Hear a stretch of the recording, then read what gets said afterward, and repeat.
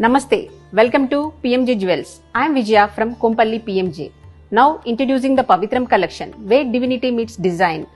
Let's talk about Pavitram new collections Radha Krishna Haram inspired by Lord Krishna, a symbol of love, grace and timeless divinity.